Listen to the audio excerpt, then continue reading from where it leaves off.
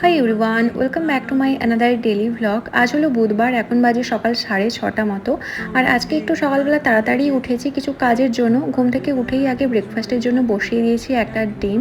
আর সকালে ব্রেকফাস্টে ডিম সেদ্ধ খেতে আমার বরাবরই খুব ভালো লাগে, তবে চেষ্টা করি রোজ কুসুমটা না খাওয়ার, মানে অ্যাভয়েড করার। আর ফ্রিজ খুলেই দেখলাম একটা আম আছে, বাট বুঝতে পারছিলাম না যে পেকেছে কিনা, তবে কাটার পর বুঝলাম বেশ ভালোই পেকেছে। ডিমটাকে ঠান্ডা করার উপায় হিসেবে কিছু বরফ দিয়ে দিয়েছি, না হলে কেমন যেন একটা হয়ে যায়, যেরকম আগের দিন হয়েছিল। আর এই হলো আজকের আমার ব্রেকফাস্ট। ছোলা সেদ্ধ নিয়েছি, সাথে একটা ডিম সেদ্ধ আর একটা হাফ আম। তারপর ওপরে নিজের রুমে এসে আগে বিছানাটা খুব ভালোভাবে গুছিয়ে নিলাম, আর তারপর করলাম একটু রুমটা ক্লিন। অনেক দিন ভালোভাবে ক্লিন করা হয় না, ফার্স্টে ডাস্টিং করে তারপর সবটা ক্লিন করলাম।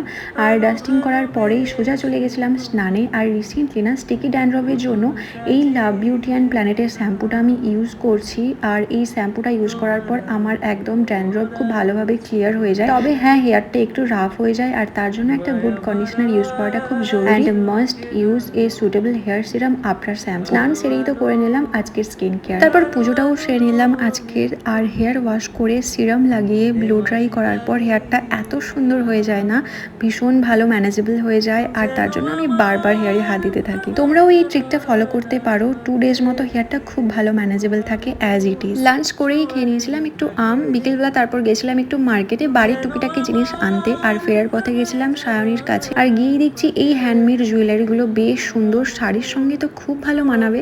তোমরাও কিনতে চাইলে ওর সঙ্গে কন্ট্যাক্ট করতে পারো। তারপর বাড়ি ফিরেই দেখছি বোন এখানে কেক বেক করছে, অ্যান্ড পুরোটাই ইউটিউব দেখে আমি তো জাস্ট অবাক। যাই হোক, বাকিটা গার্নিশিং আমি করলাম, মাঝে কেটে লেয়ারিং করে সেটাকে আবার উপর থেকে বাকি কেকটা দিয়ে ওপরে মেল্টিং চকলেট দিয়েছি।